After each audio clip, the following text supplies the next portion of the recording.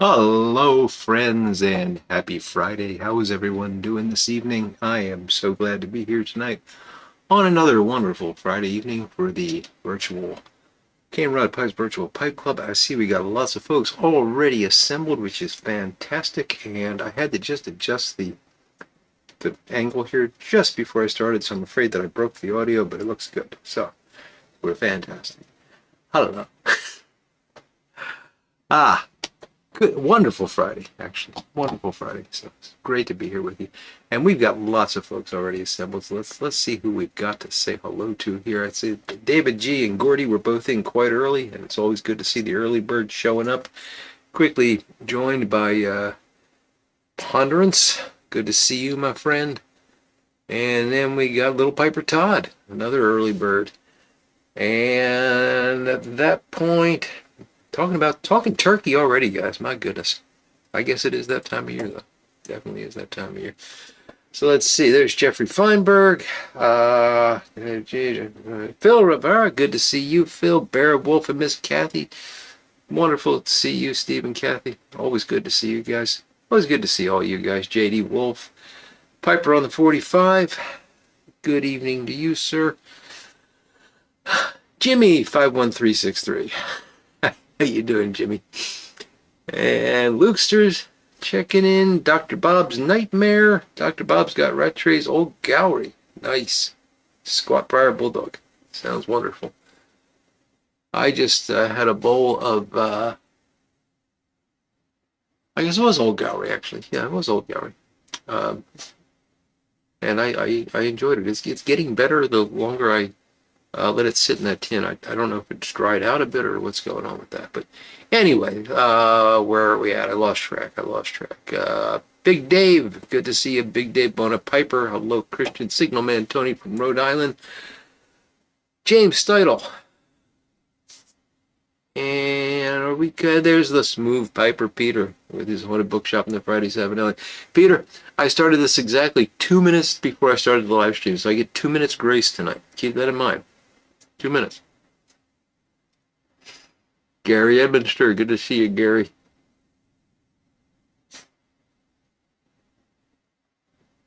I think we're caught up. So, yes, last Friday before Thanksgiving. Hope you're all looking forward to that. I sure am. Always enjoy Thanksgiving. Not as much as Halloween. No, Thanksgiving's probably my favorite holiday. It really is. That's one of the reasons I get so upset about, Halloween starting in September and all that stuff, because I just feel like it's just Christmas is rolling on top of Thanksgiving, and we're just going to lose it. And I think it's a wonderful holiday. So, got a little football going on, which is appropriate for the season. I don't have a turkey tamper. I was thinking about getting one, but Larry was selling them in sets, and I just didn't want to go for the whole set. So I'll wait. Maybe next year he'll sell the turkeys one. So let's see. Armchair Piper. Hello, Ed. Good to see you tonight. Ponderance of a Gravedigger. I am doing fantastic tonight. I really am. And I'm really doing fantastic.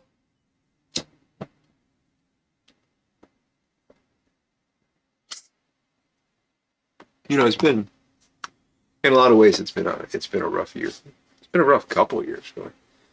But this holiday season is shaping up to be, well, it's awfully smoky, isn't it? Shaping up to be something special.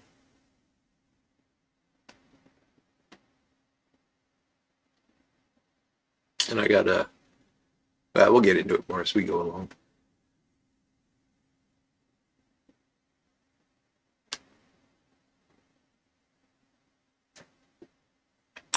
My darling wife is off to visit her family for Thanksgiving, and she's leaving, I think at this point, either Sunday or Monday. I think that's what she said earlier.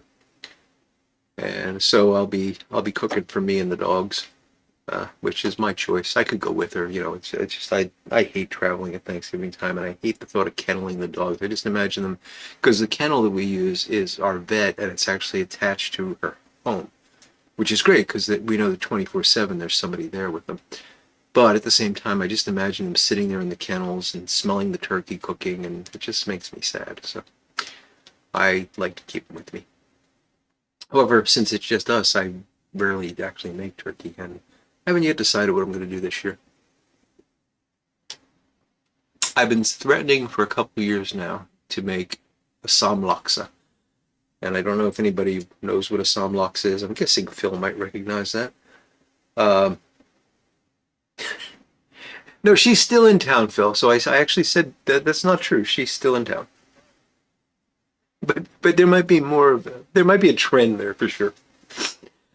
Uh, yes, I've been thinking about trying a samlaksa. I've never done it before. It's a fairly involved thing. It's going to take me, I think, 2 days to make it. Or maybe I'll just make spaghetti meatballs. I don't know. We'll see. Oh, Rich, thank you so much. I appreciate that. And my goodness, the outpouring of love and affection over my brother's passing was just wonderful. And it made it made it a much easier thing to bear. So thank you, Rich. And everyone that took the time to send their condolences and their prayers, and everyone that just thought of us. And yeah, I've been through it before, and at some point you got to just move on. But my sister is still receiving cards from folks and things. And it's just it's hard to put into words how important that is. How supported she feels, and how much the prayers have helped. So. No, Phil, it's actually Malaysian. I'm probably pronouncing it terribly, but it's the national dish of Penang. Penang, is that right? I think Penang. But Polish was a good second choice.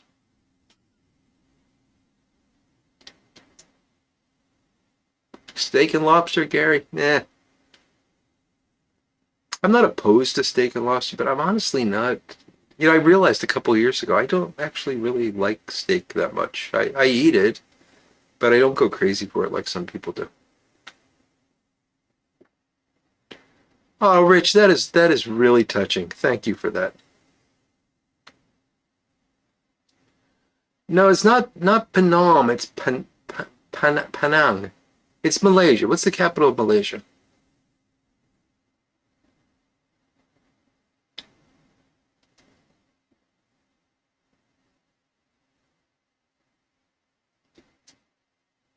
Right, I'm going to put in the chat, and this will probably screw things up because I'm going to type, but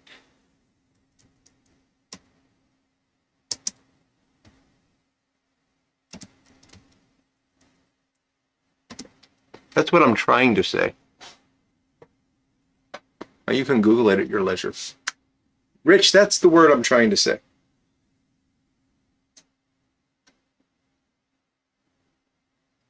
Dr. Bob, I'm not trying to say Kuala Lumpur, but Phil, look at the word that Rich has up there. Panang. Oh, why am I doing this? I think it's what I put in the. I think I spelled it correctly in the chat there, so you guys can look it up. It's the national dish of Malaysia, and it's a noodle based. It's a fish broth based broth. It has a lot of tamarind in it. It's a sour soup, and it's got noodles in it. And it's very, very complicated, but it's supposed to be one of the top 10 foods in the world, according to CNN.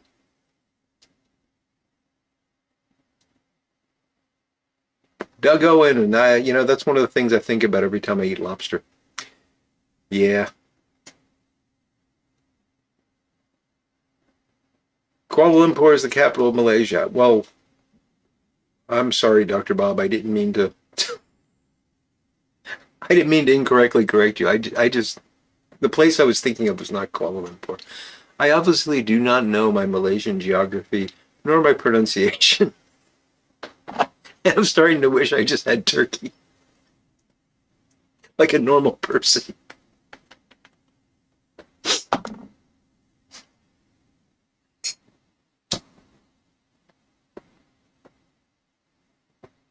Yeah, definitely, Phil. Those are two big ingredients. So this you're supposed to get a couple of oily fish like mackerel. Some people use anchovies, and you want the whole fish gutted, and you boil it for a really long time, make a broth out of that, and then add lots of spices. And there's many unusual vegetable ingredients that I'm not even sure if I can get all of them, although we've got a pretty good Asian market here.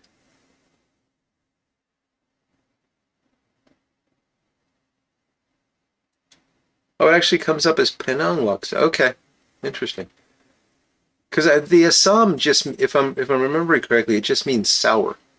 So and there are many different laksas, but the Assam is, at least in Penang, considered to be their signature.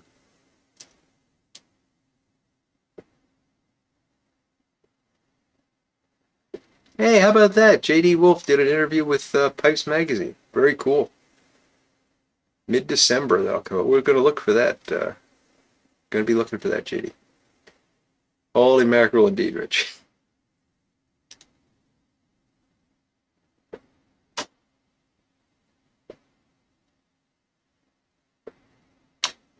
Yes, Bona Piper. It's tamarind is interesting, and it's one of the several spices that seems to have some interesting medical effects.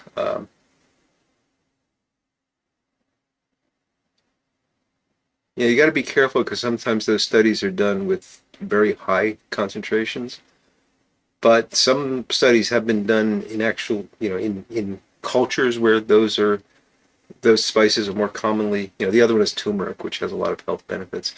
And they've actually shown that in those cultures, those health benefits seem to be apparent because they eat more of that spice. So it's interesting stuff. Homemade lasagna, Pepe. That's I normally do something like sausage and meatballs. I'm not as much a lasagna fan. I can't do a lot of cheese, but I do like to make the sauce with the meatballs and sausage in it. And I that is my kind of default Thanksgiving, bachelor Thanksgiving.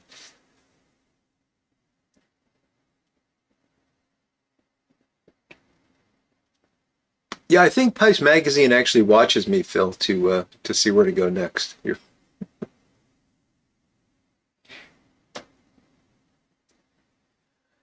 Christian, I hope there will be a joint around Yellowstone, and I hope you're ready to go to Yellowstone, buddy. More on that in a moment.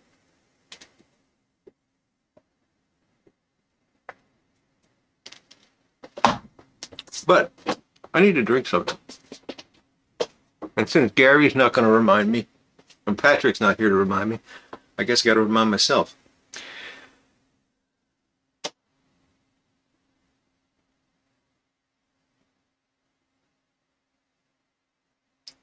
Oh, Doug, you should have taken him out to the barbecue. Maybe garlic bread. Maybe. So, if you follow along closely and actually pay attention to what I say, which I hope you don't, we technically were going to be interviewing Phil tonight. And we're going to be interviewing Phil tonight. Not interviewing, we're going to have a chat with Phil. Similar to what we did with JD last month, but without all the technical difficulties that I had with JD. That would have involved me spending time fixing those technical difficulties, which I have not done. So I decided, and Phil very graciously agreed, that we're going to talk to Phil in January. We're just going to let this sit for a while. We do have Santa coming up, so we are going to talk to Santa in December, but that's going to just be audio because Santa is camera shy for obvious reasons. He can't be, he's Santa. He's got to protect his identity, his anonymity. Um, So anyway, we're gonna revisit the conversations with pipe makers in January with a chat with Phil, and hopefully by then I will have all the audiovisual things worked out. And yeah, James, I'd like to know who the mole is. Good question.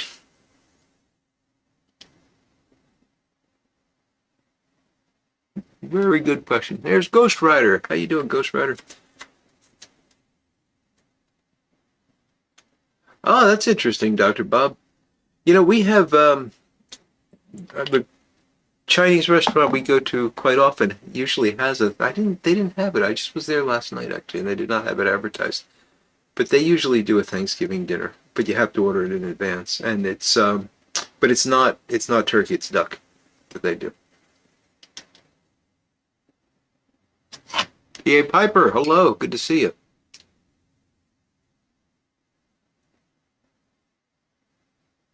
Oh my goodness, that's not a soup I want to try, Phil. Not a soup I want to try.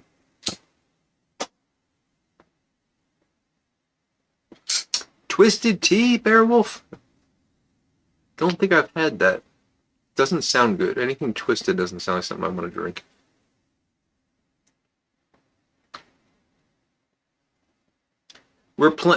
Christian and I are going to fish Yellowstone one day, Pepe. We'll let you know. We got to definitely meet up.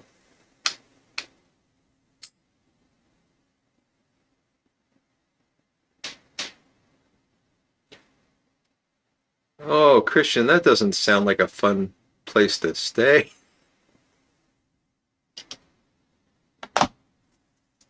So, anyway, the reason I'm talking about Phil and alcohol in the same breath is that since Phil was supposed to be here tonight, and it's my fault that Phil's not here, I feel it only right that in his honor and as a form of penance,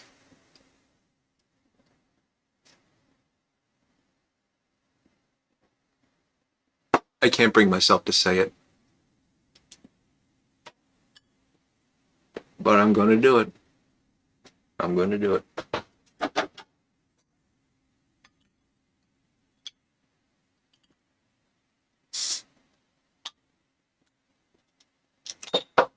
Oh, it's one of those alcohol and tea things. Gotcha there. Yeah, Beowulf, Miss Kathy. My wife likes those. They're like these canned seltzer drinks, but some of them are flavored, and I think one of those is tea flavored. I tried one of those once. It was. I just don't know why anybody would like that. It was very sweet, and yeah. But I'm more of a beer and straight whiskey guy, so. But I don't. Tea just isn't meant to have alcohol in it. Oh yes, the duck dinner on Thanksgiving does indeed bring back memories of the Christmas story duck. Indeed.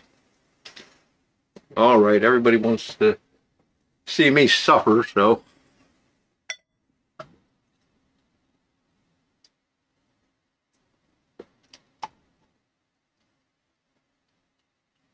I was going to use this as weed killer, but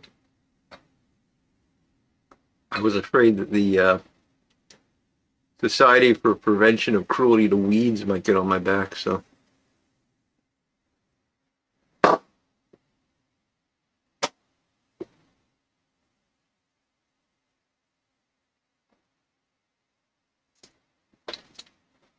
Ah.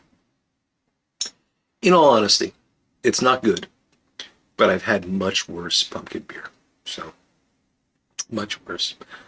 It's not liquid acetylene, Phil. It's not that bad. It's not good, but it's not that bad.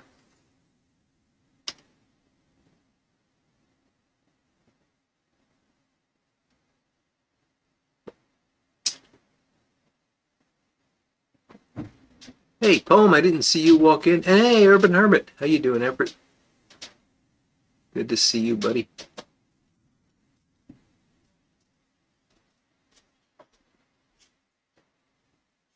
Pumpkin cheesecake. That's reasonable, Jimmy. I'll allow that. Pumpkin in dessert is okay. As long as it wasn't like pumpkin. I mean, I'm assuming pumpkin cheesecake actually has pumpkin in it. It's not like pumpkin flavoring. That's the reason I like this. Good word, I don't like it. That's the reason I can tolerate this. It's not pumpkin flavored. There's actually you can taste there's pumpkin in this, and it's not like horribly spiced, like sweet pumpkin pie kind of stuff. It's more of a. It just kind of has that sort of pumpkin base to it. If you will.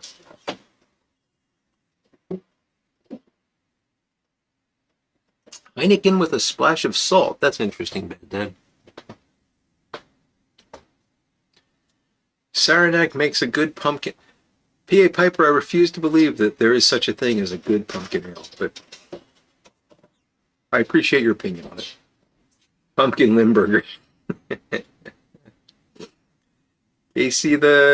Casey, how you doing, buddy? It's hard for me to say that. And the Tasman 6 from KCMO. Good to see you, Tasman.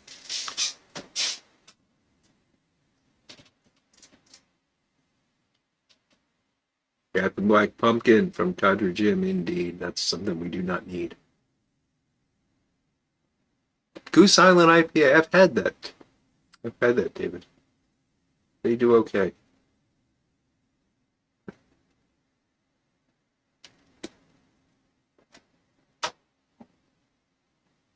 Oh, Pfeffernussen are fantastic poem.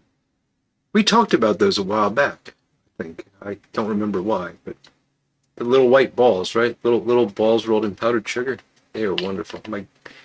My great grandmother used to make those, and they were the most delicious thing.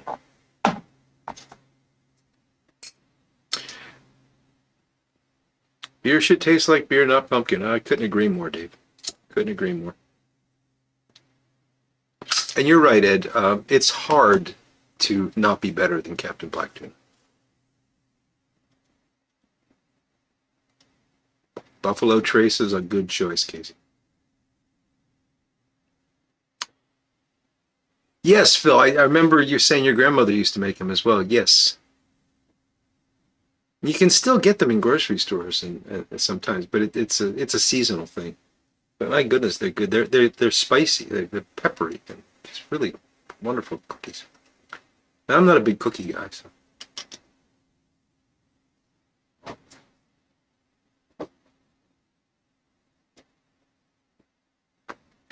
There's a really nice cookie.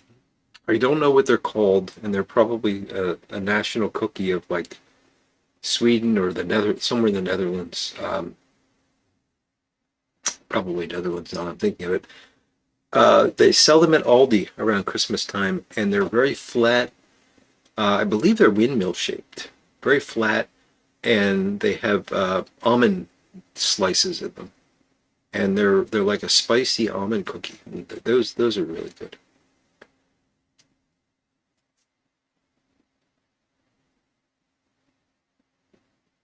Ochoita. I've had many a Mrs. Smith pumpkin pie growing up. That was a favorite in my household.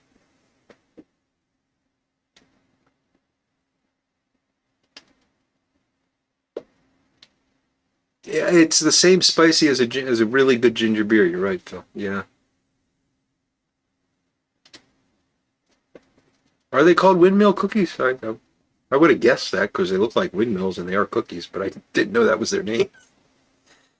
I hope there's not a snickerdoodle tobacco, Casey, but who knows?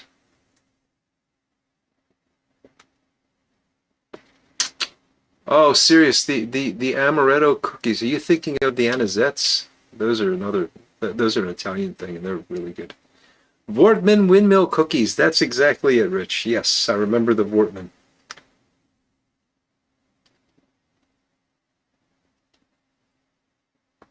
Oh, that's a challenge, David. Can't wait to hear how that turns out. 1845 recipe for plum pudding. No, these weren't Archway, uh, Peter. I mean, the Archway may well make them, but these were like it was Aldi, so they have a lot of foreign brands and stuff, and these were some Dutch company. At least it seemed to be some Dutch company.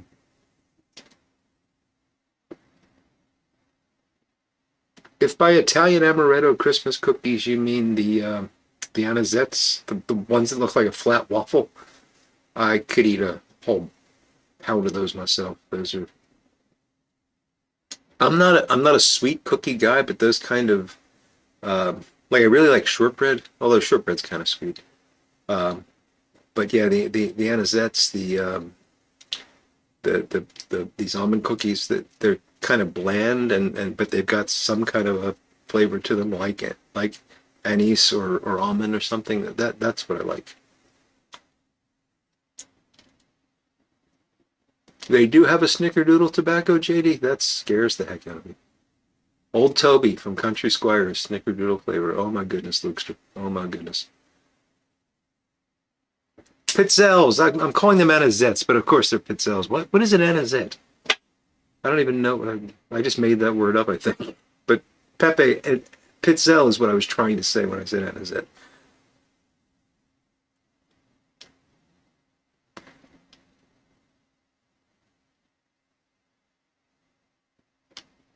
In with both feet, they changed the name of Old Toby to Tom Bigby?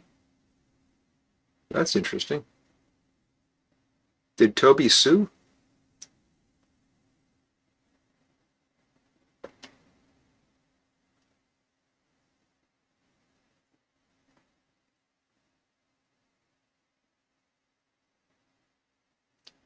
Fingers going hot, numb, Phil. But is that because it's cold out? Or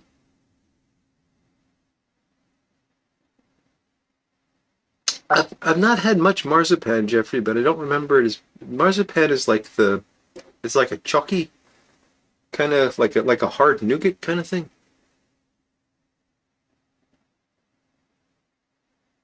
Did I miss Ron coming in? I guess so. Everybody's saying hello to Ron. Hi, Ron.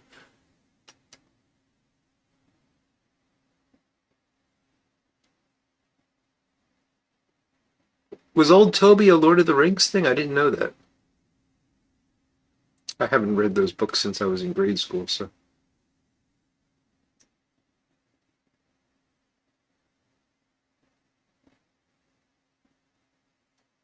Anisettes are the Stella D'Oro sliced bread looking cookies. Okay. Okay, could be. Oh, freezing. Okay, Phil. I'm glad you moved inside.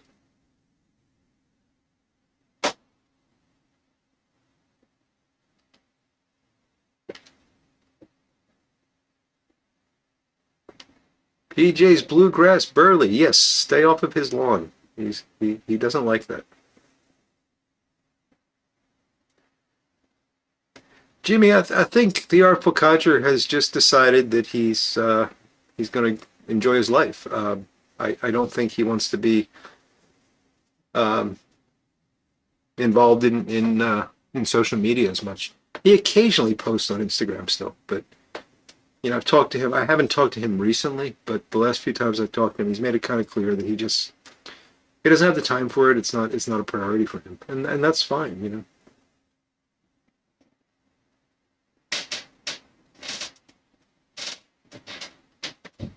Ben's a good man. I miss him. I know a lot of people miss him, but you got to do your own thing, right?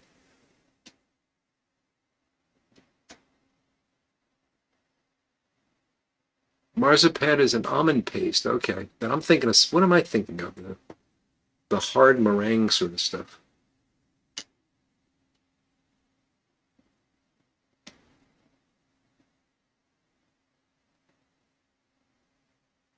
Ah, Luke's just having some E.H. Taylor in his haunted bookshop tonight. With his haunted bookshop tonight.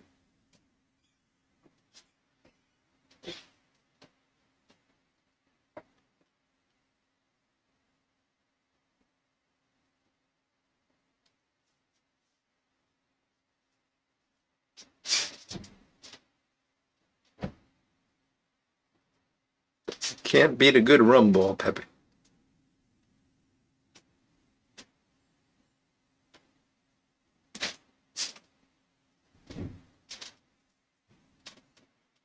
Paragon Piper, hello. Hello, hello. So, let me do this first. Let me give you the news. I had an event occur. To put this simply, to make a long story short, I got an opportunity for early retirement. And to not beat around the bush, it's not something I could have said no to. But it's okay. It worked out perfectly. And I'm actually, December 5th is my last day. So it's really pretty good. I'm very, very happy about that. It's earlier than I thought. Everything is everything financially works out fine. I mean, the way they structured everything, it's perfect. It's absolutely perfect. And yeah, so December 5th, I'm going to be not gainfully employed. I was going to say gainfully unemployed, but I don't know what that means. Not gainfully employed for the first time since I think I was 14 years old, if you count paper routes and such. Um, yeah, it's an interesting sense of freedom laying ahead.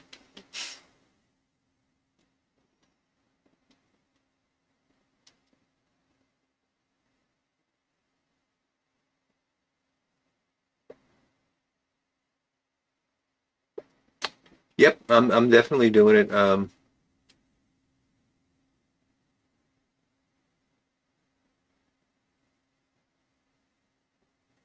Could be, Ed. Could be. We'll see. We'll see how things go. But yeah, look, it's looking that way. It's looking that way, and I'm super happy about it.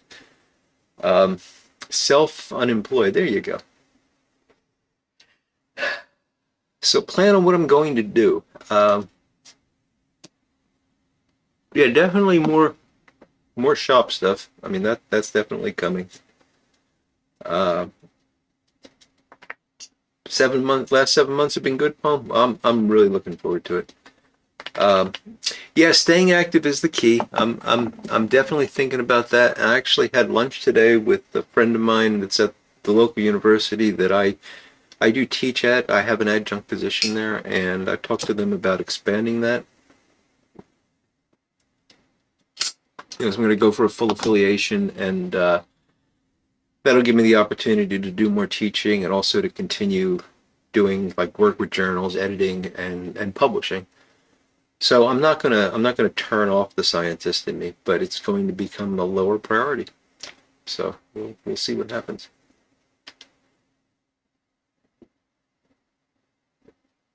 I'm going to finish those billiards. I'm on number 8 of 10. I'm getting there with both feet. I'm getting there.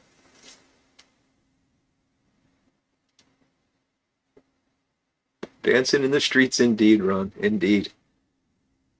Yeah, it's funny. I just so I met with my finance guy on. So I found out about this on Tuesday. And my initial reaction was, okay, I know I'm all right. I know, we talked to him just like maybe 6 months ago, and the plan was 62. So I'm going to be 60 next year. The plan was 62. And so I said, okay, I know I'm okay. This isn't like the world is coming to an end. But I thought I might have to do something for 2 years. I might have to go and scramble and find something to do. And then, well, I'll be all right. But the more I thought about it, the more I said, the bad dad, that's one of the benefits of not having kids. I don't have to do the babysitting thing or anything. Uh,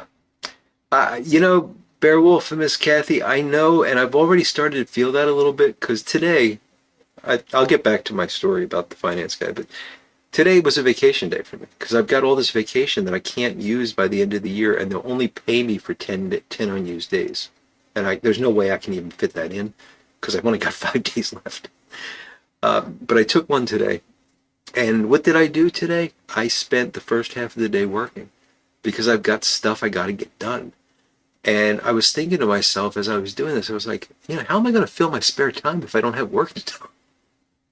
So the going to zero is the thing. And my plan is to just not go to zero, you know? Uh, so we'll see how it goes. But so yeah, so I hadn't yet talked to the guy, but I'm thinking to myself, I'm probably better off than I think. And maybe what I need to do is cut costs for a couple of years. Just be real careful for a couple of years and then get to 62 and then kind of go back to normal. But there's going to be a couple of years where I'm just going to have to be very careful with my money. And the next thing I thought was, I really wanted to do the Vegas Pipe Show next year. I really wanted to do that. I'm thinking, oh gosh, I can't. It's going to be hard to justify the hotel cost and the airfare and everything. And then it occurred to me that I could save money by driving. And my next thought, I'm sorry to take you through my thought process, but I found this really interesting. My next thought was, well, heck, I can't drive because that's going to take too long, and I won't be able to take off that much time. And I went, wait a minute, you dummy. You got all the time in the world. You could leave like a month before and just slowly work your way over there. And at that moment, I realized the sense of freedom that I honestly haven't felt since I was a little kid. You know, it's strange to me. Very strange. Oh, I'm sure that was tough, Ghost Rider. That was a tough time for sure.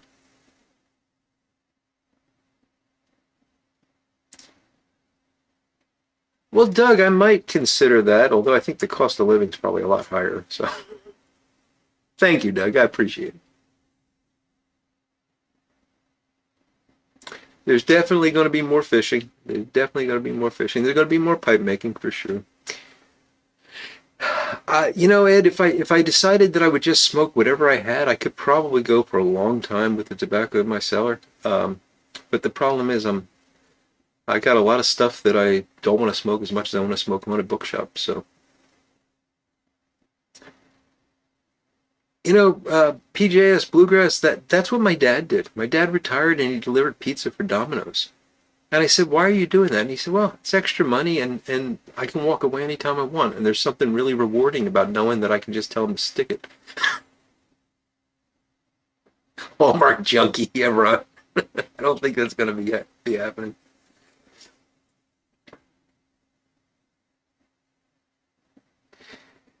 I got the feeling it's gonna be that way, Christian. My wife's already coming up with things for us to do, so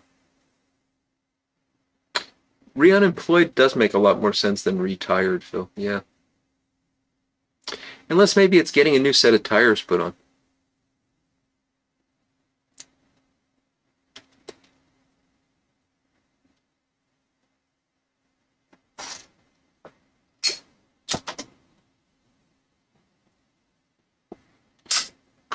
Yeah, that's the problem, Doug. But yeah, I definitely would make that a make that a part of the trip if I could, Doug. Exactly, Phil. No one's worried about whether or not Domino's is going to give you a good reference when you leave or anything like that. And my dad just he liked that. You know, he had worked for so long with this, fear hanging over his head. Oh, I got to do everything I'm supposed to do, and I can't get fired because I'm supporting my family and everything. And he just loved the fact that he could have all the responsibility of a job without actually caring about it.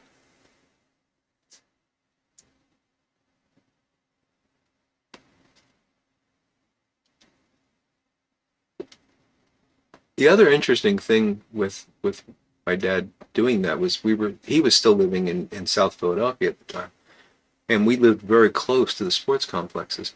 So he actually delivered pizzas to the Eagles and the Phillies locker rooms and got to meet them and stuff. So that was pretty cool.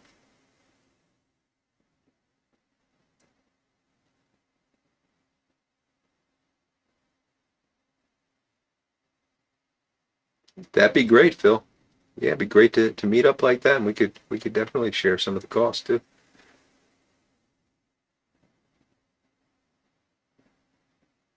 And there was the free pizza, of course, Pepe.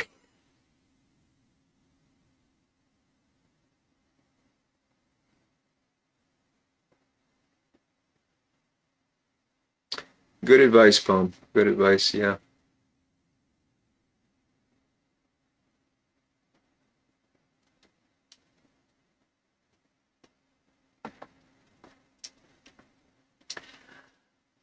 Jeffrey, I got to be careful about this because it depends on where you sit, whether it's a asshole reason, as you put it, or not. I mean, I've been in this business for a really long time, and I've been on the other side of this, and I've been the person that had to make these kinds of decisions.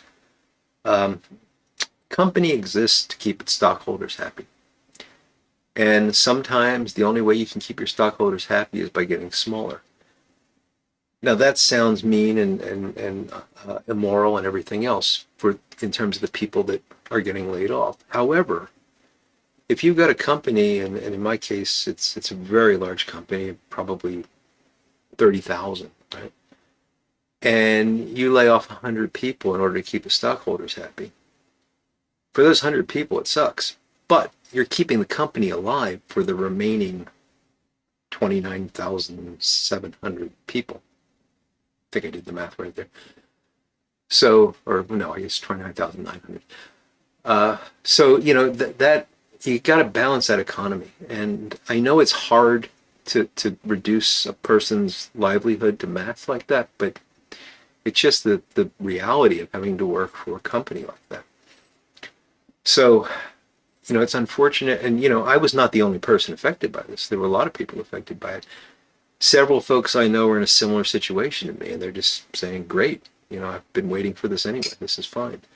And of course, there is a package that goes with it, which is one of the reasons why I can do this early. But some of the people are, young people that, maybe in their late 20s, early 30s, they got kids and everything, and this is going to be rough for them, really rough. And this is not a good time for them to be looking for jobs. So there's a sad part to this.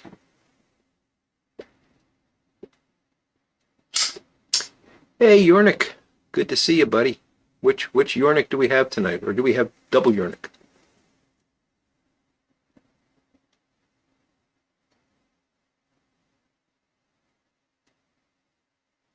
Going to be a walk-in tub model. I don't want to know what that means, Phil.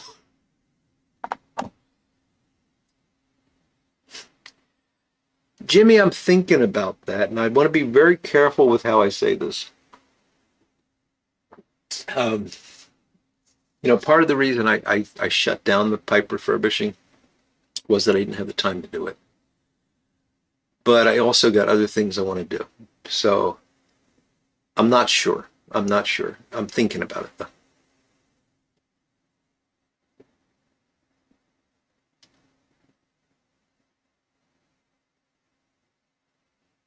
Hey, it's both of you. Good to see you guys tonight, Yornik. Yorniks. And Rush fan, Patrick, how you doing, buddy?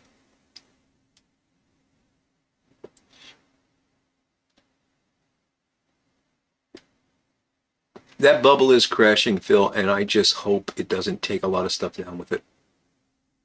That's actually the one fear I've got. That could be bad.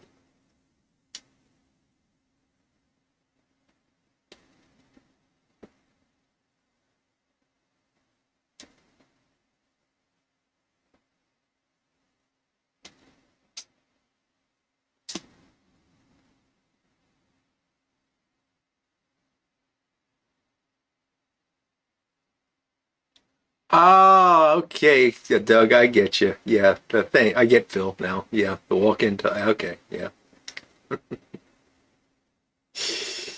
yeah, not that bad yet, but it'll come someday.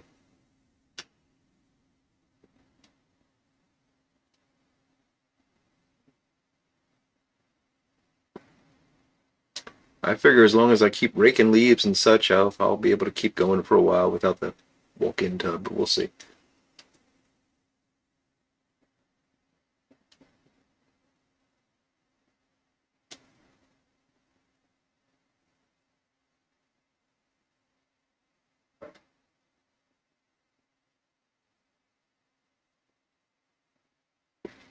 Yes, Ghost Rider. I mean, it's moderation, but it's always moderation, right?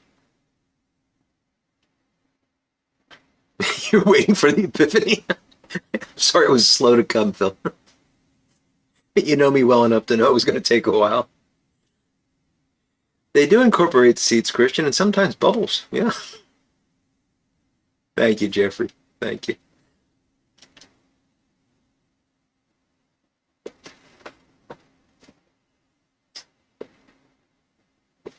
Sonic showers would be a good thing, Yoni.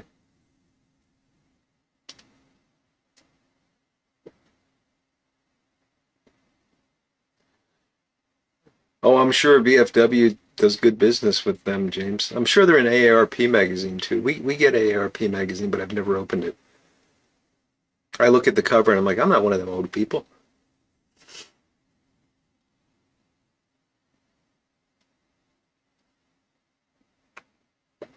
Paul, that's something I'm really looking forward to. My wife and I, we both like to cook, but having the time to do it and all that. So I'm looking forward to being able to just plan out some good meals and cook with good fresh ingredients. And even if it takes hours to make your dinner, it's okay. All right, Ponderance, you take care. Thanks for joining us tonight. Have a great weekend, buddy. And a happy Thanksgiving. It was the pumpkin spice, Phil. You're right. Excess is the only thing you do in moderation, Dave. Well, what's that was it Noel Coward? Moderation in all things, including moderation.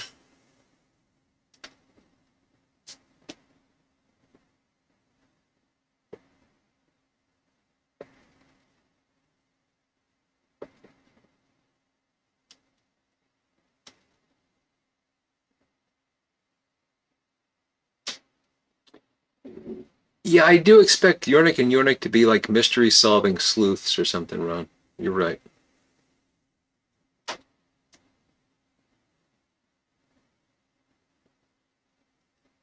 Medicaid ads at 2 a.m. on the Cartoon Network. Well, I watch a lot of MeTV, and it's pretty much nothing but Medicaid ads. Although, MeTV has done something recently that I don't know if you guys all know MeTV or not, but to give you a flavor of MeTV, you got Perry Mason, you got Andy Griffith, you got Leave It to Beaver. I mean, the most modern show that was on there, I believe, was Happy Days. Maybe Mama's Family was a little more recent than that. And they just started showing Everybody Loves Raymond. And I was thinking, well, that's not right. That shouldn't be on that channel. And now they're showing, what's the other? Oh, Last Man Standing, which I think of as a recent show. I'm not even sure if it's not still on. So I'm thinking, MeTV's lost its way. Or else I'm getting really old.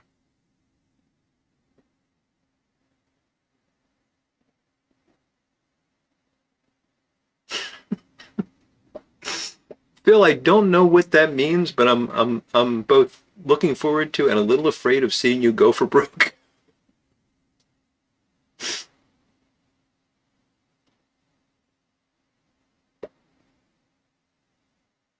Gilligan's Island was on sometimes, yep.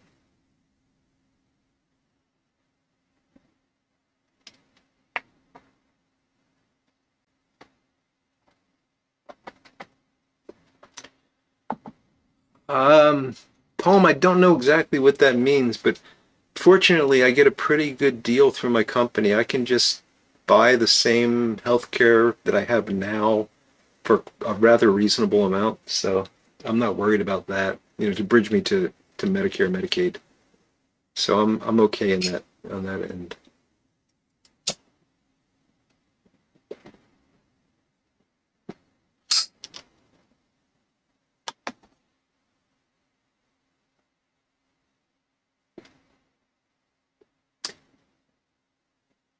Yeah, it makes sense that your grandson would watch that, James. I mean, they got some good stuff on. I think on Saturdays they show cartoons in the morning. But I think Leave It to Beaver's on early. And yeah, they do westerns in the afternoon. Yeah, I knew what ACA was, Poem. I didn't understand the below federal poverty thing.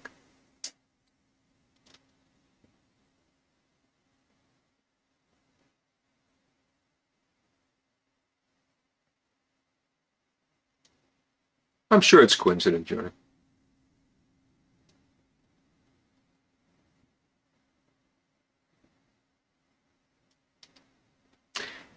Well, Doug, I don't know if it was a waste of money for you. It was a waste of money for me because a couple of them don't play, and I'm really upset about that. Not a couple of the discs, but a couple of the episodes won't play. And I really was looking forward to watching them because they're clearly edited for TV. Because the commercial times are longer now than when they originally aired.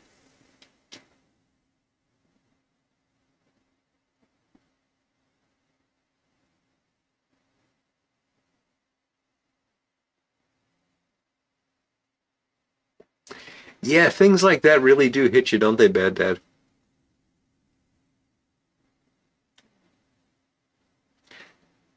And I think sometimes, like if I think about when I was, let's say, 16, what was considered an oldie, and how much time was between that song being recorded and the day I listened to it. And then I go and I think now about music that time ago, it's like that's not an oldie. That's not old at all. Then you know you've arrived, indeed, Ochoita, indeed. Oh, really, Phil? I like Stargate. So what is that on, like a network or a cable channel, or where's that playing?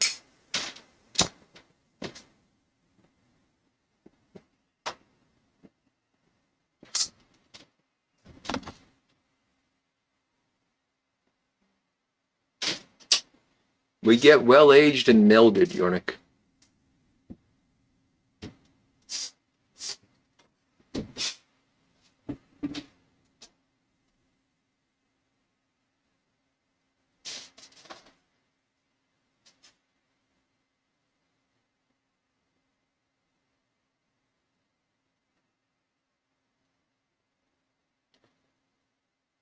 Okay, I got you, Yornik. Oh, I'm sorry, I got your poem. I'll have to look into that.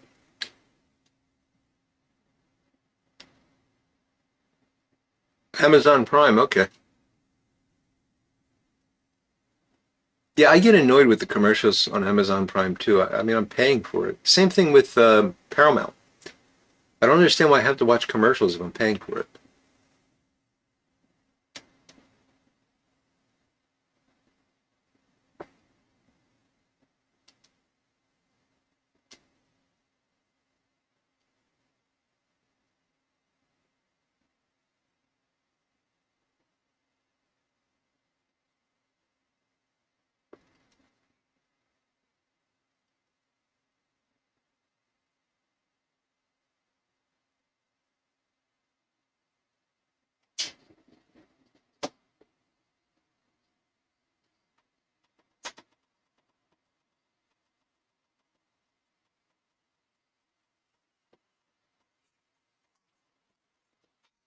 I will have to look for that, Phil. I'm very interested. I really liked Stargate, and it it was one of those shows that was really good at building the universe that it existed in, and I like that. I thought Star Trek: The Next Generation was really good at that. I couldn't stand anything that came after it, just because it was too far of a departure.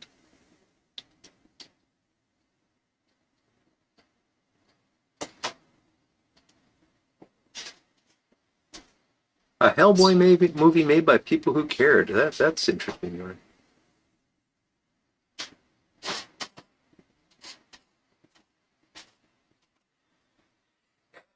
Yeah, Rich, that's the sad truth. Time marches on, huh?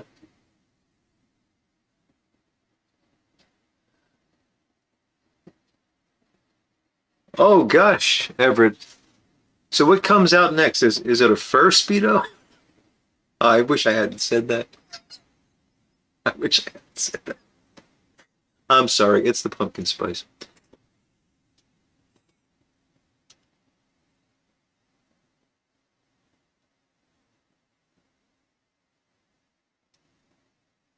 Richie Dean Anderson and was it Amanda Tapping?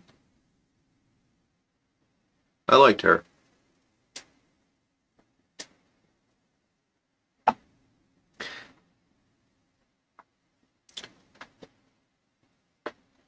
But the woman who played the doctor on Stargate, I can't remember her name now.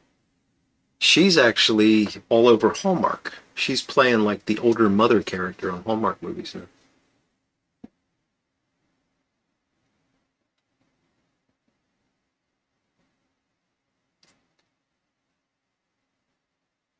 Big Country Briar is in the Cayman Islands. Fantastic, Cole. Hope you're enjoying.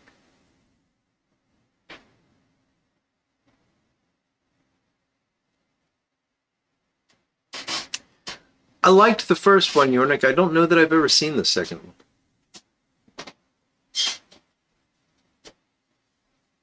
But I will look for that.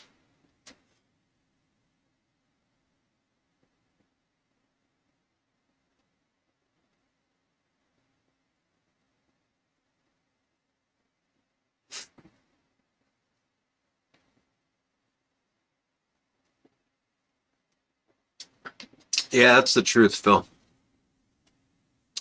The mirror can feel like an enemy sometimes. Feels like it's betraying you.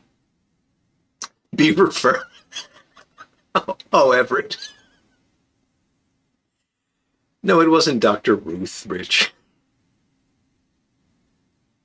You can't post, Gary? What's wrong? You seem to be posting because I can see that you're saying you can't post.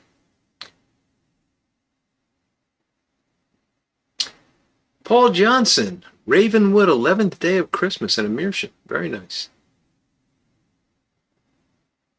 Yeah, Doug, I really wish I never said that. It's going to haunt me. Yeah, stay out of the Cayman alligators, Cole. That's a good point, Rich. Good point. Oh, bad dad. I bought YouTube Premium to avoid the commercials, and I will watch that over anything else these days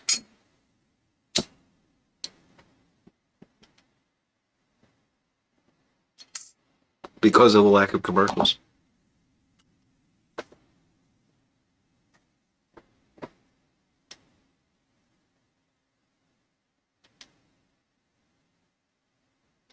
Ron's got a Shiner Oktoberfest and some 2023 Thanksgiving Day. Very nice. And a Diamondback Cobb. Cool. I'm looking forward to some Thanksgiving Day as soon as I finish up the Haunted Bookshop.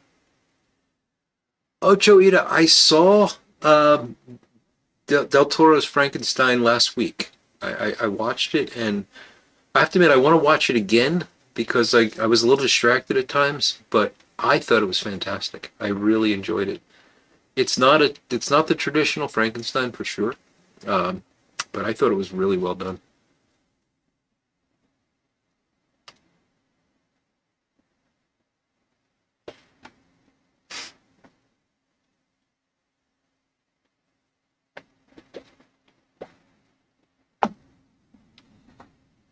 Be careful swimming with those stingrays, Cole.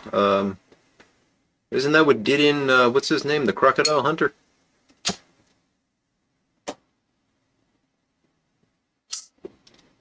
A gluten for punishment. Yes, indeed, Bill.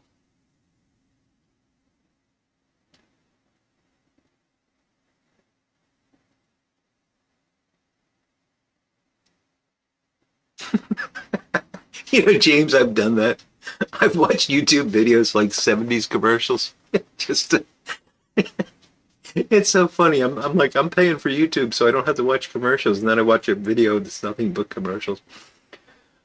I also have I'm strangely addicted to there's a channel that just shows Japanese commercials, like just 20 minutes of Japanese commercials, and I find them oddly fascinating. But that's usually a late at night. I got to watch one more thing before I go to bed, kind of thing.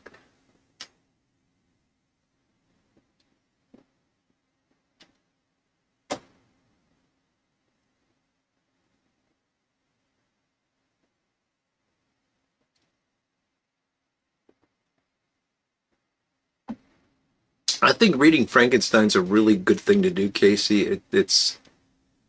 It's funny once you read that, you realize that none of these movies, and there's so many, there's hundreds of Frankenstein movies, and none of them capture that book. But that book's very different from what we've come to know. So it's almost like the book can be a disappointment at times.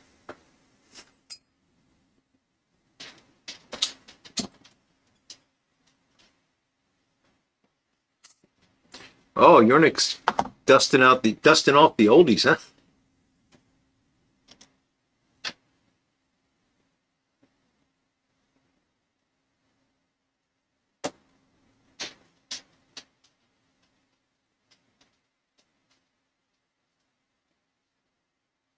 Peter finished the Haunted Bookshop, and you'll notice I still have smoke coming out of mine, and I started 2 minutes early, Peter. I beat you hard today. Carter Hall in an Paul. Nice.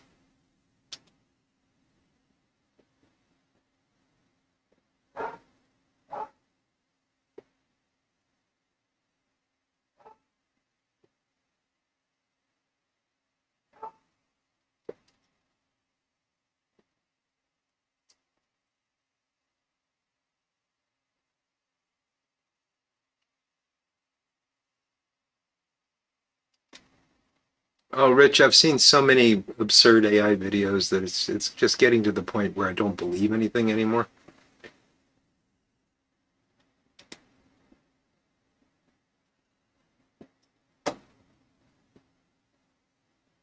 I saw a picture earlier today. I forget if it was on Instagram or where it was, but it was about this. Oh no, it's not actually. It was on LinkedIn of all places. It was a story about this exciting new development where there's this metallic foam that is light enough to float on water, but it can stop a bullet. And the picture's got this thing that looks like a Brillo pad kind of thing, and sticking out of it is a rifle round. Not the slug though. The whole casing and everything is coming out of it. And like, well, how did that happen? Because I mean, it's almost first off, if it was shot into it and it stopped it, it would have had to have been going backwards. And why is the casing still there?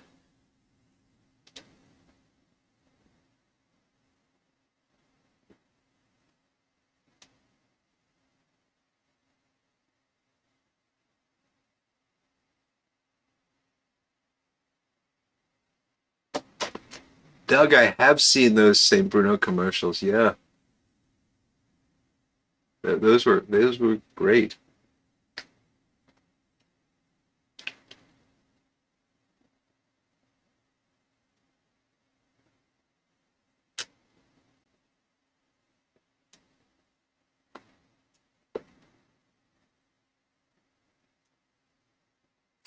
Yeah, that whole story about there's actually a movie. I don't remember the name of it. That's about Shelley and Byron and Mary Shelley being in the castle or wherever they were on and the writing of the book. It's a pretty good movie, but I can't remember the name of it.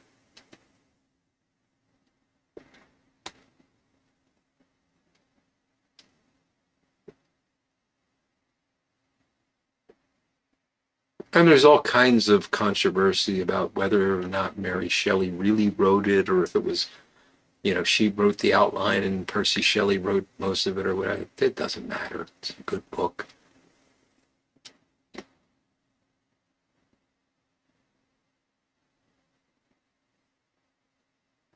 Yeah, Phil, it was something like a metallic foam or a metallic carbon foam. I can't remember now.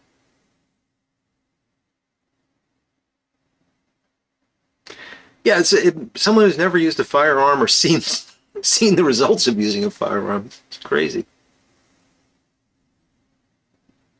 Hey, Cole, you have a good one too.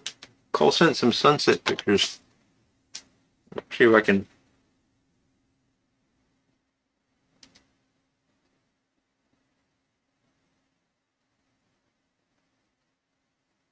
Oh, beautiful, man.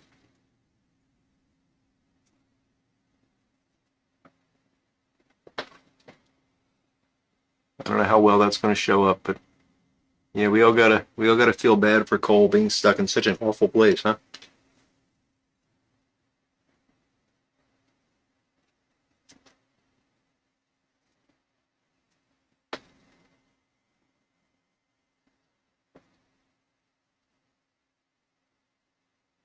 That's beautiful.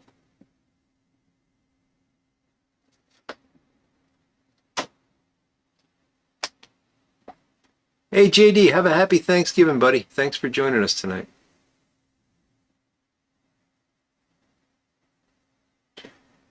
Yeah, there was no summer, and it was like a really bad storm that came in, and it was an interesting story, Yornik.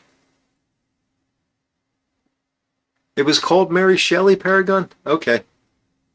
Well, I recommend that movie if you get a chance to see it. It was now it's been a long time since I've seen it, so maybe it wasn't as good as I'm remembering, but I remember it as being very good.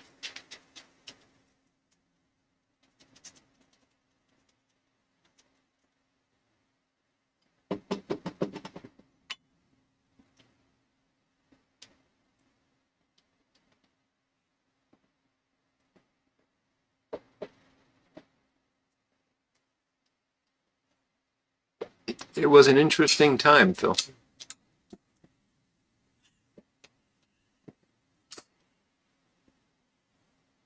Okay. I beat Peter by enough. I think I can be done with this. So we will move on. And look, I'm doing good with the beer tonight. Must be delicious.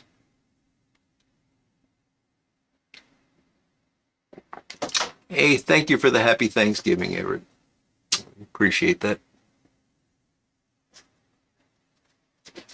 I always forget that you guys have a different Thanksgiving than we have. But has it happened yet, or is it after ours? I can never remember.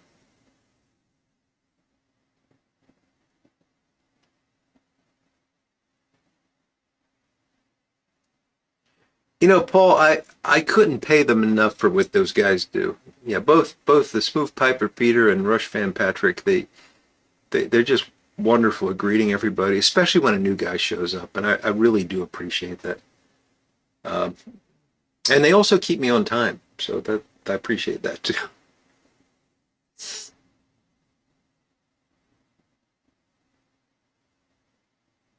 Yes, Ian Fleming, Phil. He was a guy. Yeah, it was a volcanic eruption and pretty much blocked out the sun for the summer. Interesting. Beowulf and Miss Kathy, I hope you guys have a great Thanksgiving, my friends. Thank you for joining us tonight. Yours is in October. Okay, Everett. You got to remind me next year so that I can wish a happy Thanksgiving. No, it's the other way around, Phil. They go first.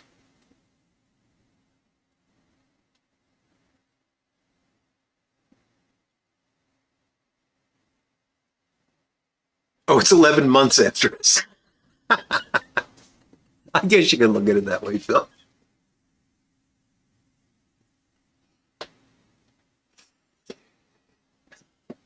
All right, so we are going to do Thanksgiving Day,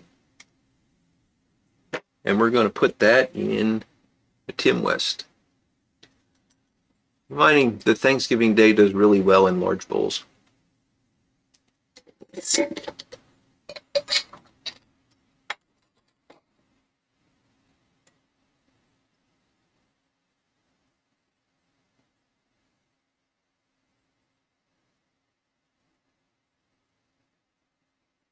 I think Santa will treat Everett nicely this year. He's a wonderful guy. I'm proud to call Everett a friend. We one of the things I'm hoping, and I say this with great trepidation, but I'm hoping that retirement brings me the opportunity to do a better job of staying in touch with people. Because I've got such good friends and folks like Everett and so many of other, some of the guys here tonight and other folks that aren't here tonight, and I feel so bad because a year will go by and then they reach out to me and it's like it shouldn't be that way. It should be a mutual thing, and I'm just terrible at it. So I'm hoping I can get better at that when I have more time.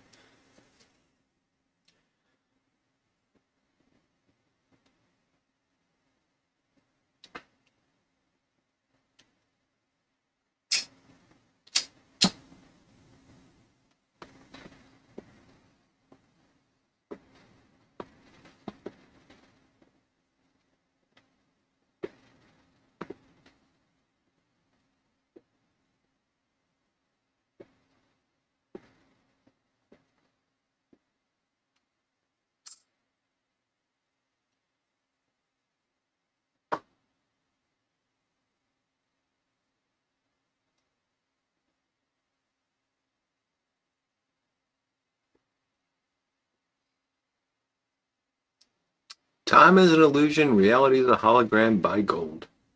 Good advice, Yarnick. Very good advice.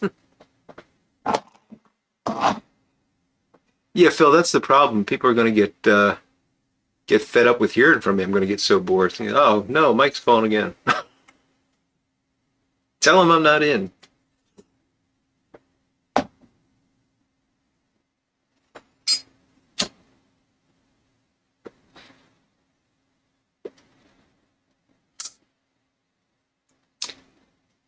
Let me amend that, Yornik. Time is an illusion, reality is a hologram, money is a construct by Bitcoin.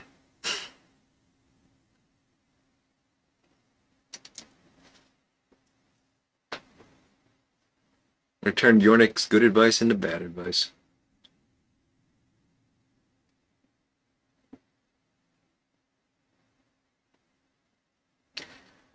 I've been meaning to look up Gravity Falls for a long time, Yornik. I heard, I think it was Chris, I always forget Chris's last name. Elliot Eldridge, that guy, talking about Gravity Falls years ago, and I've been wanting to look it up.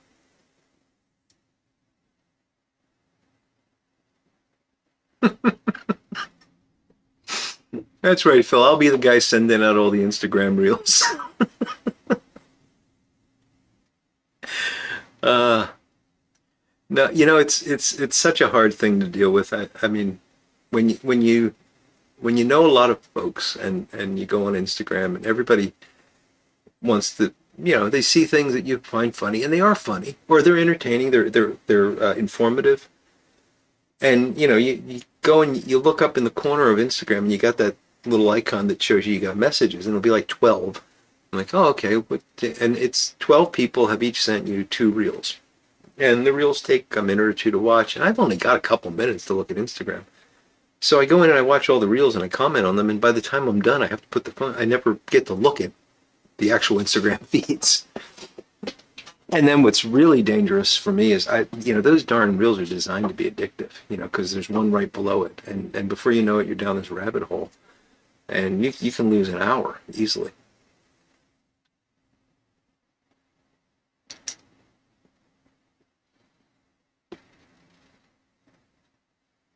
I didn't know Santa was into product testing, Everett. We'll have to work something out there.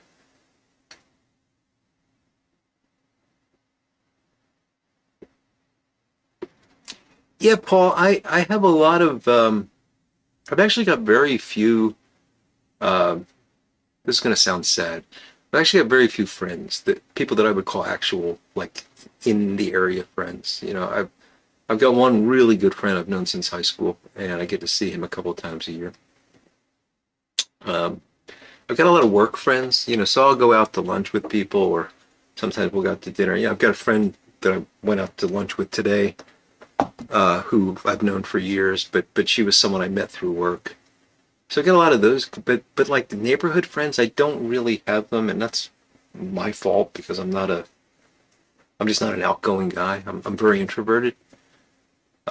So it's one of the reasons why I have so much fun with this and with you guys, and fortunately because of that, I've made some really good close friends, even though geographically they're not nearby. But it's not as sad a situation as it sounds.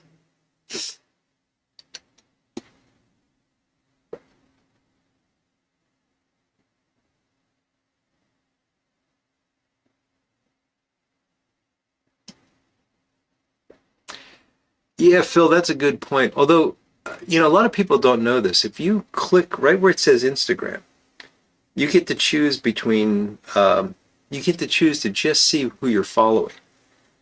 Now, you still get ads, but you don't get all the stuff that Instagram thinks you might like. So that makes life a lot better. But you have to do it every time. You can't set that as a default.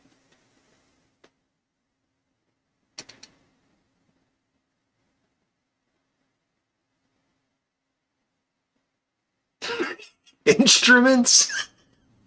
Oh my goodness, Yornik.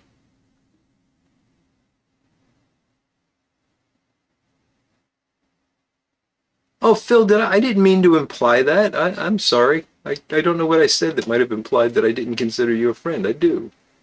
I certainly do.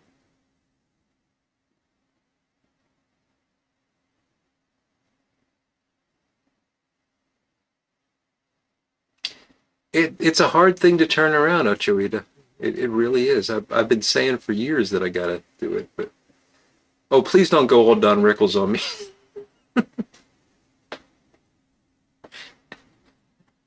That would not be good, Phil.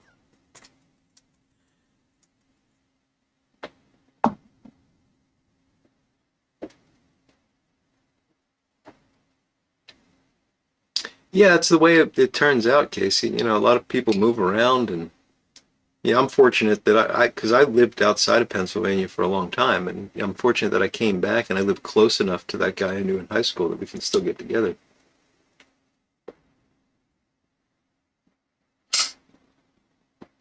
Oh, The Mentalist. That was a good show, you think?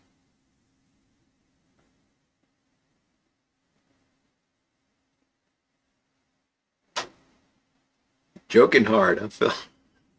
That's good.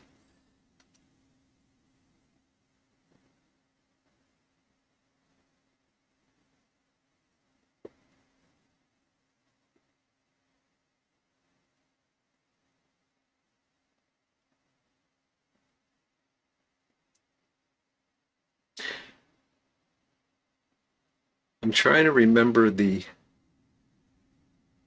I can't remember the quote now. The tough love reminded me of it. I've been watching a Netflix cartoon series that I find hilarious, but it's also the themes are somewhat adult. It's not a family friendly show, so I always recommend these things with trepidation because I don't want people. If you're not into that kind of thing, if off color humor bothers you, do not watch this. But there's a Netflix cartoon series called Solar Opposites, and there was a quote on the episode I watched last night about tough love that I can't remember now, but it was hilarious. Bad Dad, I not only know how to play a ukulele, I know how to build a ukulele. I might get back to building ukuleles.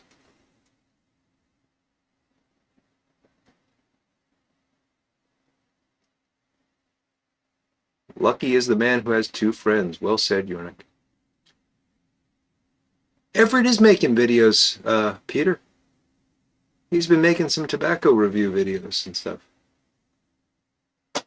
Yeah, there he's speaking up for himself.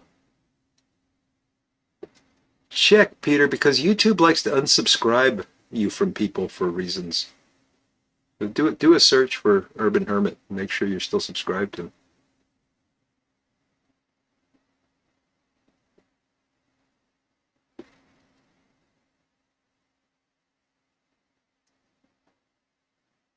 That's sad, Phil.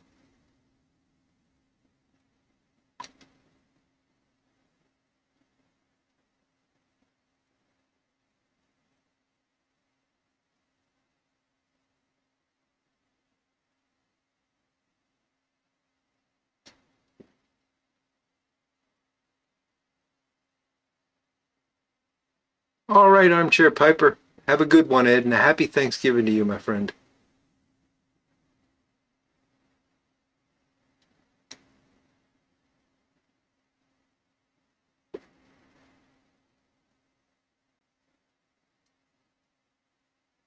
You need a ukulele, David? Thank you, Patrick.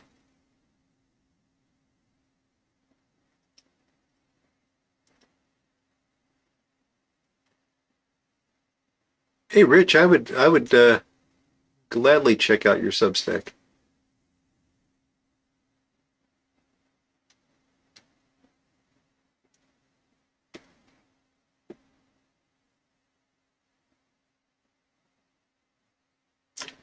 Yeah, I've been thinking about, and I've said this many times, and I'm still thinking, but I am going to get a new camera. I'm certain of that.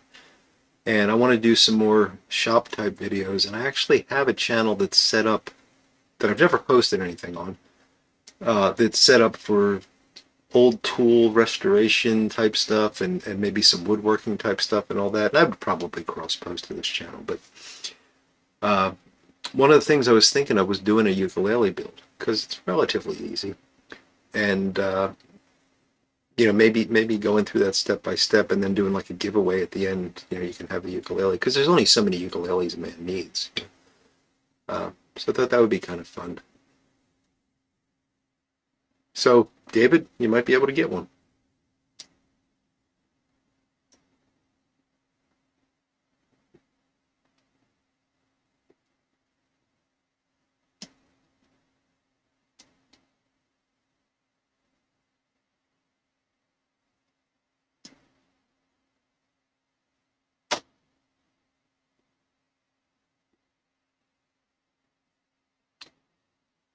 Yeah, but Scott mostly does that shopsmith stuff, right, Phil? I'm thinking more of like, restoring old chisels and that kind of stuff.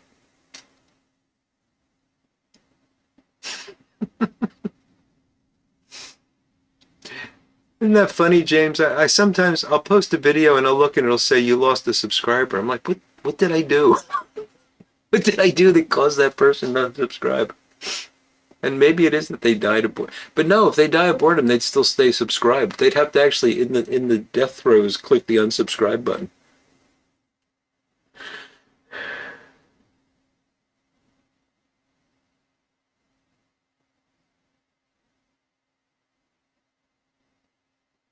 All right, Christian, give our best to Marie and have a great weekend and a happy American Thanksgiving. A happy, yeah, you know what I mean. Have a good one, buddy. Talk to you soon.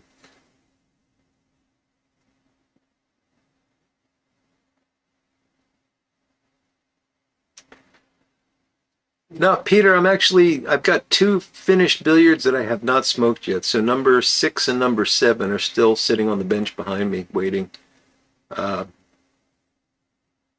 I'll get to them.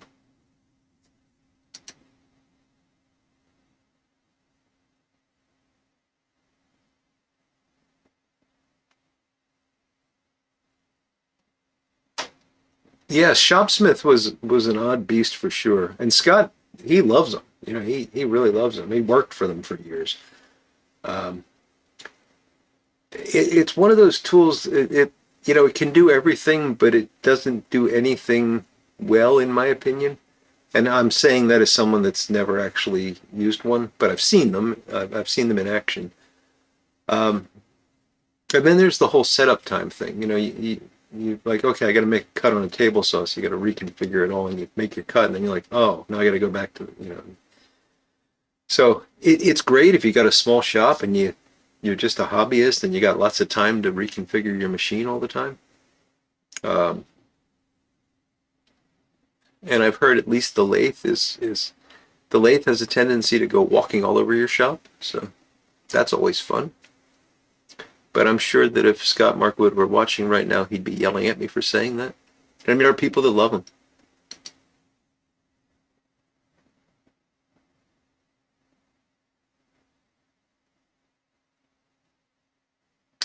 Yeah, that's the way I think about it too, Phil. I'm not hung up on the number or anything, but it's just occasionally you put up a video that you think is completely, you know, just, oh, I'm going to talk about this tobacco or something, and then you see you lost a subscriber, and you have to wonder what it was that triggered them to do that.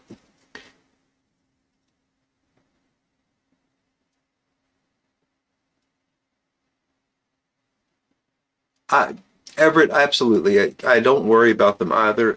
Again, it's just the trying to figure out the psychology behind somebody clicking that unsubscribe button is what fascinates me. And Phil, you will always forever be anomalous.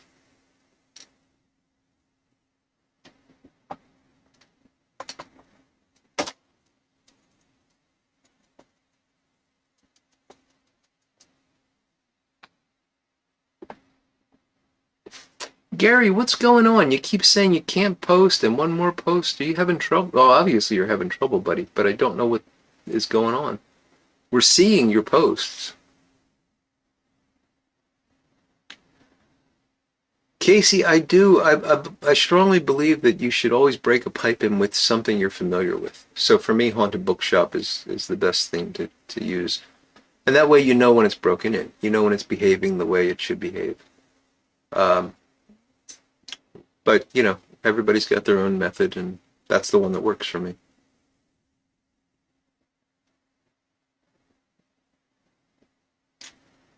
That's a great retirement plan, Ron.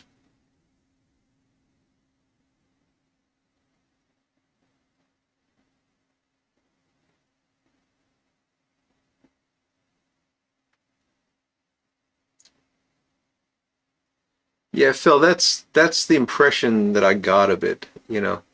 But yes, if you were a hobbyist and, you know, back in the day, it was probably, and you just had a small one-car garage or something, it was probably a godsend. You know, you could do things you wouldn't have been able to do otherwise.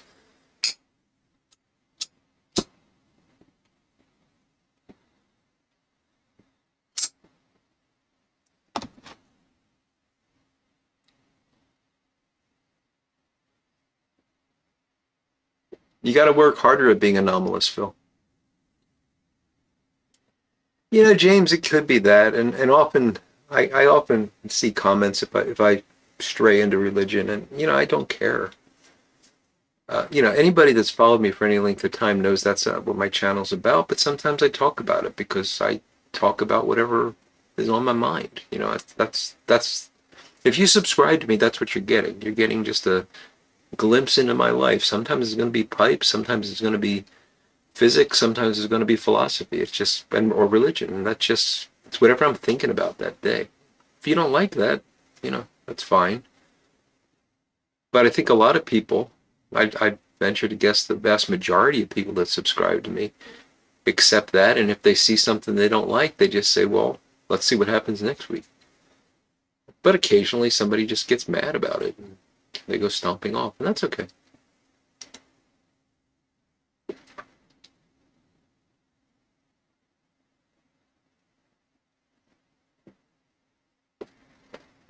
Everett speaks the truth. The urban hermit speaks the truth without question there. Best pipe tobacco ever.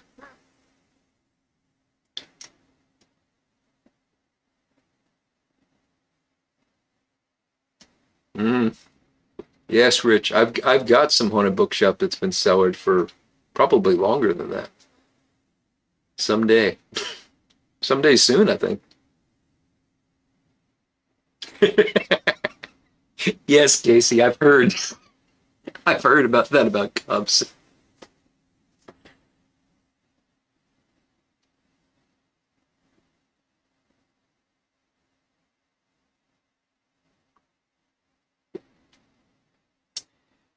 Advent officially begins 4 Sundays before Christmas, David, and I cannot give you the date, but that's the way it usually works.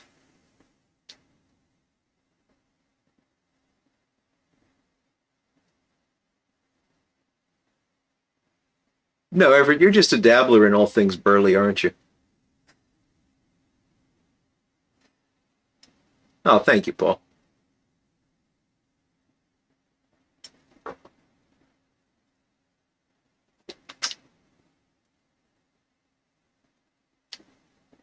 Oh, there you go. James Title, 30th of November is when Advent begins.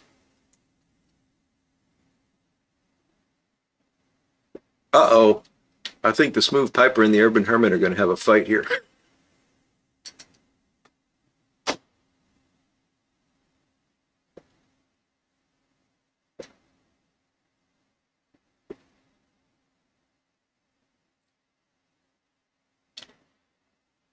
Yeah, Everett believes that 2-week-old haunted bookshop is deeply cellared and aged.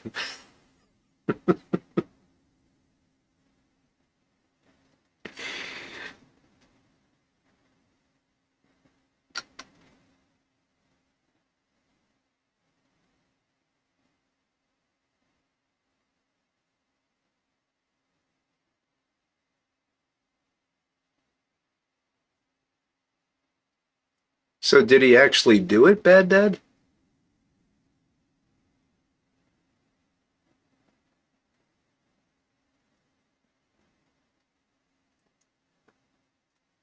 I still can't figure out how that big and burly thing slipped in there, Everett, but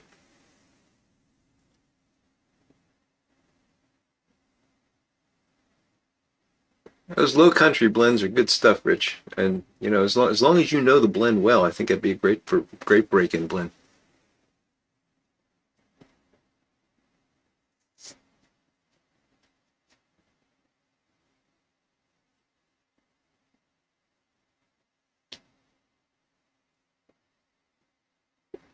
Well, that's true, Phil. But some of the stories I've heard from our brothers up north is that the time it takes to get through post and customs can actually be a significant aging period.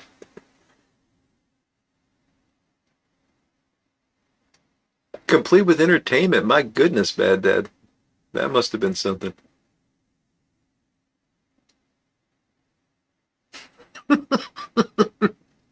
First rule of garage nightclub.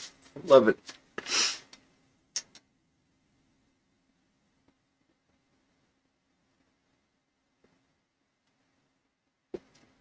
Yes, David. Got to get some suet for the Christmas pudding.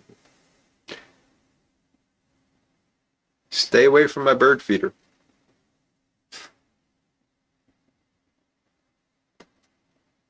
Actually, I got to replace the suet in my bird feeder.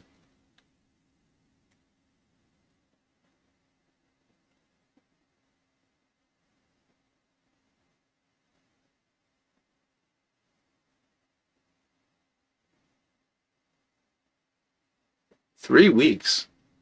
That's not too terrible, Everett, but still, it's a pain.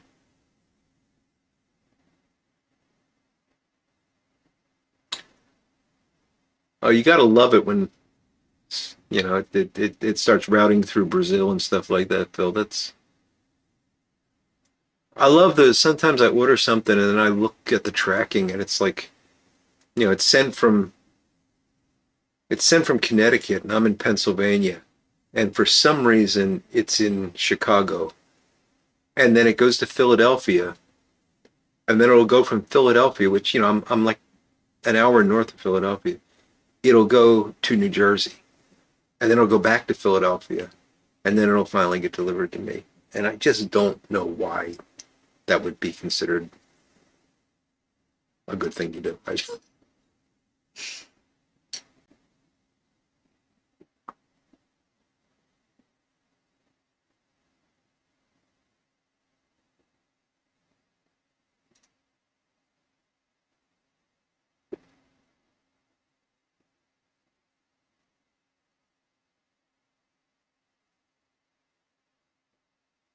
I know, David, I was making a joke. I know it's not the same as the suet you hang up in your yard.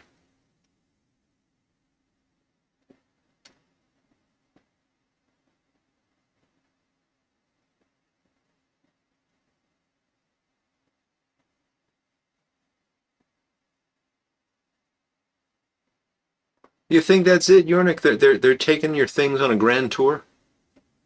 Could be. Nice of them to do that. Yes, any movement is progress, Phil. Absolutely.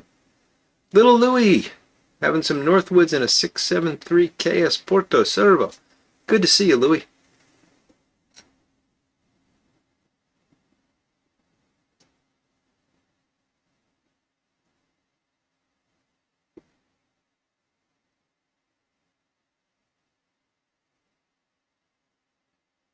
Good Lord, Everett. $242. Oh my God. That's just ridiculous.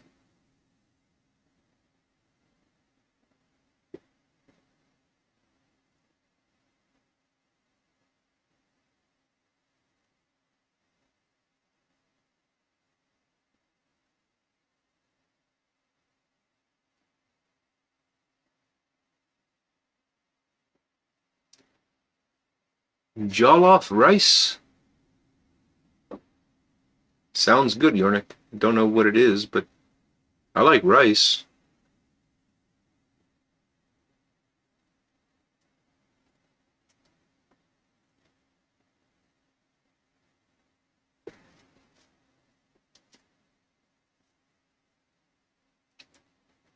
So I wonder if we could get Haunted Bookshop and compress it down into a hard block and like carve something out of it and then send it to Everett as a sculpture.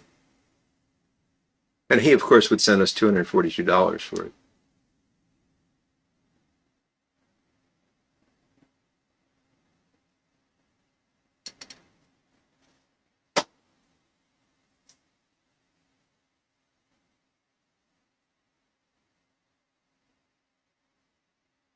Excellent Nigerian dish. Wow.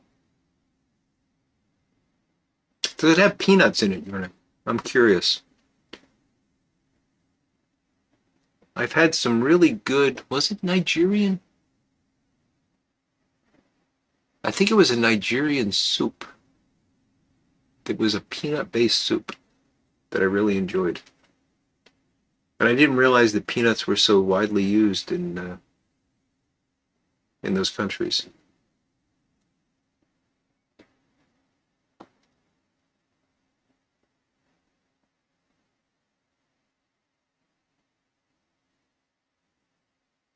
Oh, we could do tea bags, yeah.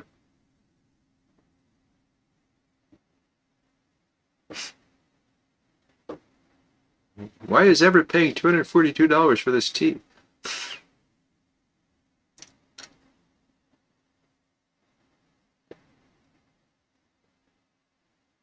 Okay. Sounds good, Yurik.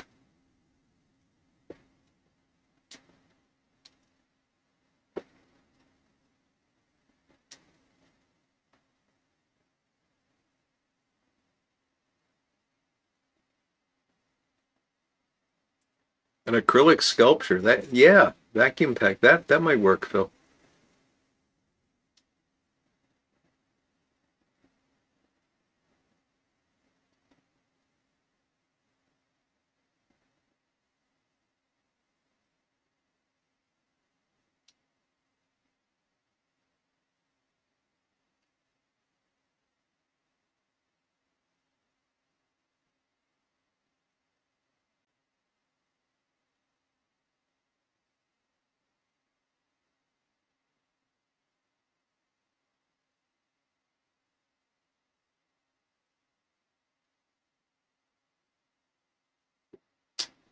Well, that would be an unfortunate nickname, Phil.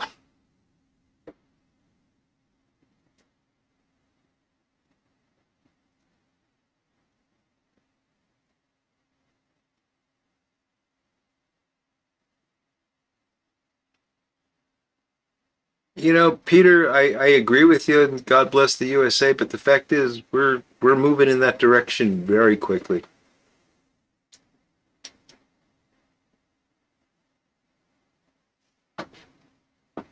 Peanut butter sandwich with chili? That's interesting. Oh, I haven't heard that, Doug. Has anyone heard from Bremen Pipe Smoker? Doug says he was apparently not well. Hey, Casey, have a great weekend and a happy Thanksgiving to you, my friend.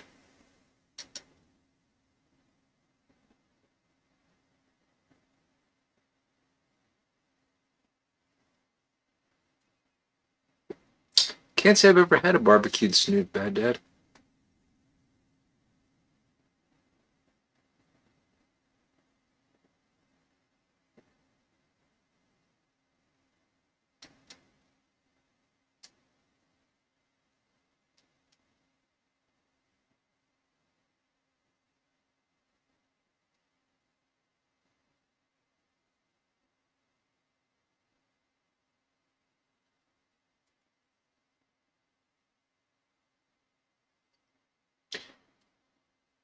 I believe the Empire is in decline, Phil. The barbarians are at the gate. And we've gone overtime, my goodness.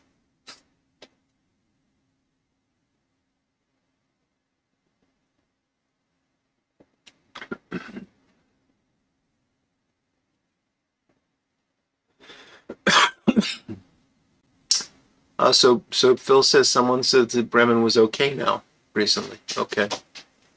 I didn't know there was anything going on there.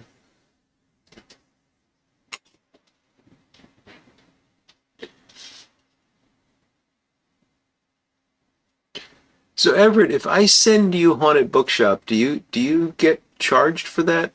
If it gets through, or like if it doesn't get through, if they catch it, do you get in trouble for that?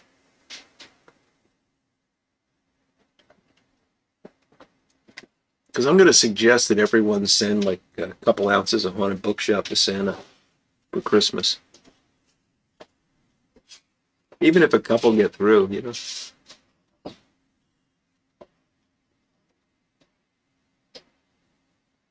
You're right, Phil. The gate is broken.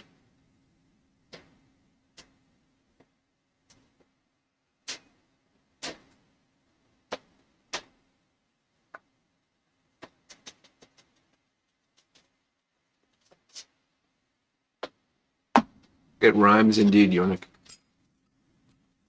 Okay, then let's not all send Haunted Bookshop to Everett.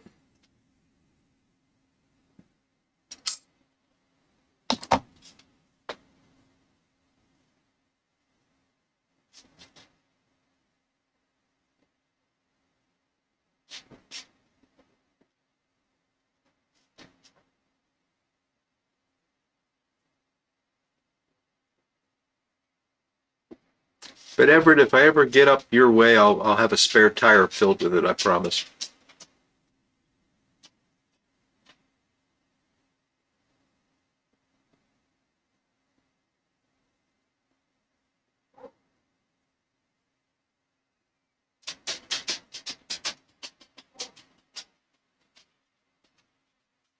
Good night, Gary. Thanks for joining us, buddy, and a happy Thanksgiving to you. And I do have to wind this up soon.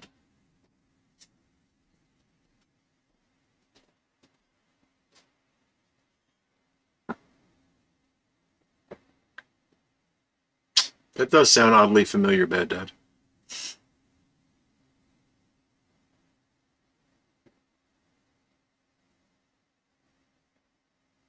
Sanford and Son Tire Repair, yeah.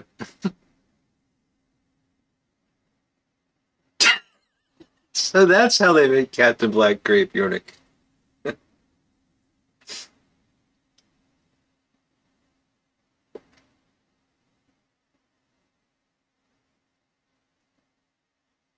All right, Phil. Take care. I might catch you soon. If not, have a happy Thanksgiving, buddy. And folks, we are going to bring this to a close. I got my last swig here of that stuff, which was not as bad as it could have been. So I'm grateful for that.